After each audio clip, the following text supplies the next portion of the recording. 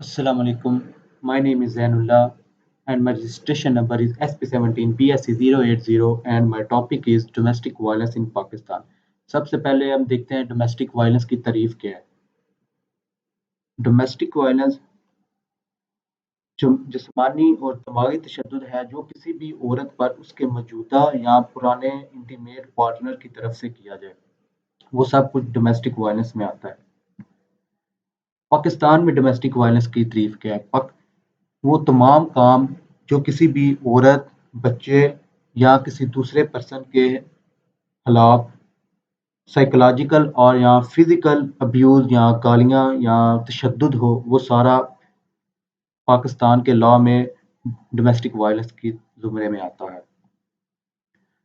अब domestic violence की क्या-क्या है, टाइप्स क्या-क्या हैं?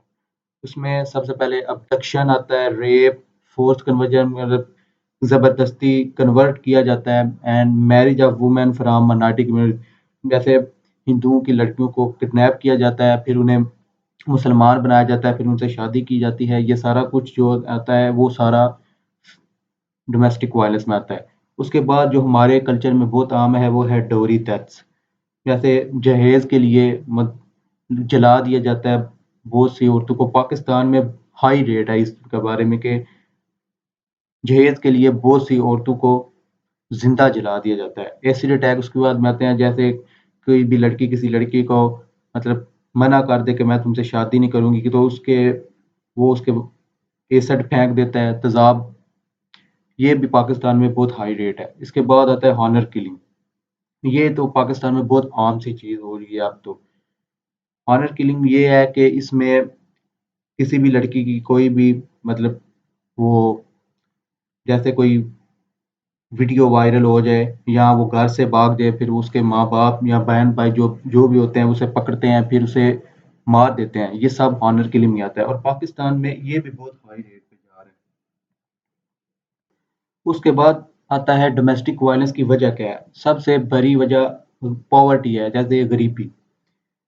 इसमें हाईएस्ट रेट है, ये सबसे बड़ी वजह है पाकिस्तान में डोमेस्टिक वायलेंस की। जैसे कोई भी मतलब औरत जब अपने हस्बैंड से मांगती है अपने बच्चों को फीड करने के लिए, लेकिन जब उसके पास नहीं होता तो वो फिर तशद्दुद पे उतर आता है। और आजकल तो कोरोना की वजह से जो लॉकडाउन लगा हुआ है, इसकी वजह से पाकिस्तान में डोमेस्टिक वायलेंस का रेट बहुत हाई होता जा रहा है। उसके बाद आता है पेट्रियार्चलिज्म। ये कबायली निज़ाम होता है, इसमें एक जिरगा बैठता है और औरत को बस संसार करने की सज़ा दे देता है। ये भी पाकिस्तान में बहुत ज़्यादा हो चुका है।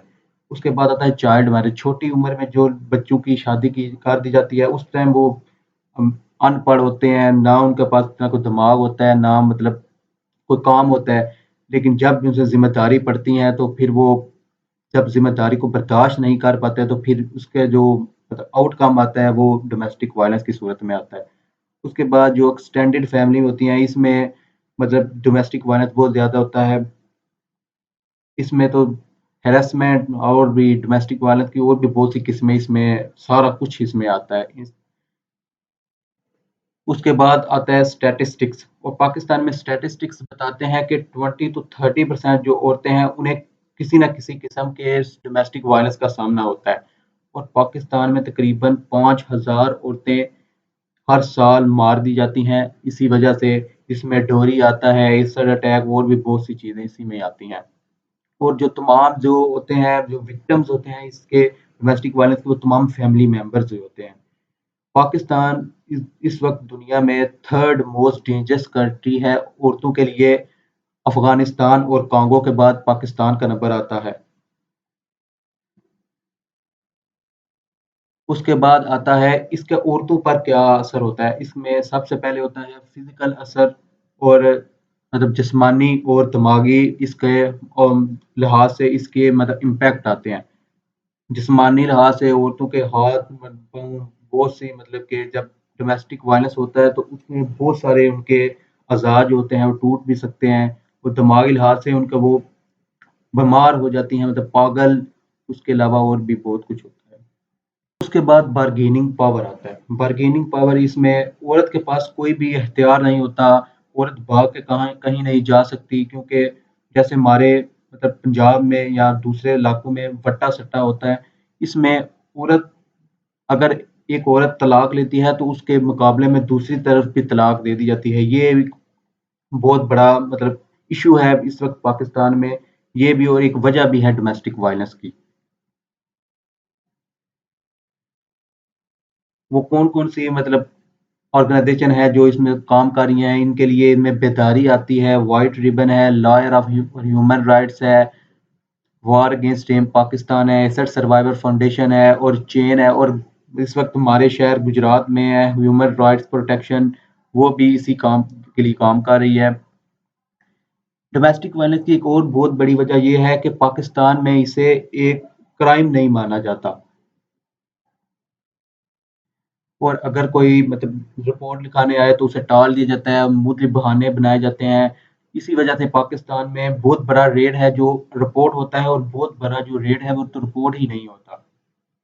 اور اس کی ایک اور بہت بڑی وجہ یہ بھی ہے کہ عورت اگر بھاگ بھی جائے تو پھر اسے پناہ کے لیے کوئی بھی جگہ پاکستان میں نہیں ہے، پناہ گاہیں بہت کم ہیں عورتوں کے لیے اگر وہ بھاگ بھی جائیں تو۔ پاکستان میں ڈومیسٹک وائلنس کی ایک بڑی وجہ یہ بھی ہے کہ ہم نے اس پر ابھی تک کوئی قانون نہیں بنایا۔ 2009 میں ڈومیسٹک وائلنس پروٹیکشن بل جو یاسمین رحمان نے پرپوز کیا تھا، اسے نیشنل اسمبلی نے تو پاس کر دیا، لیکن مطلب ہماری جو بڑی ہے اقتدار اعلیٰ سینٹ، اس نے وہ اسے پاس نہیں تک کیا۔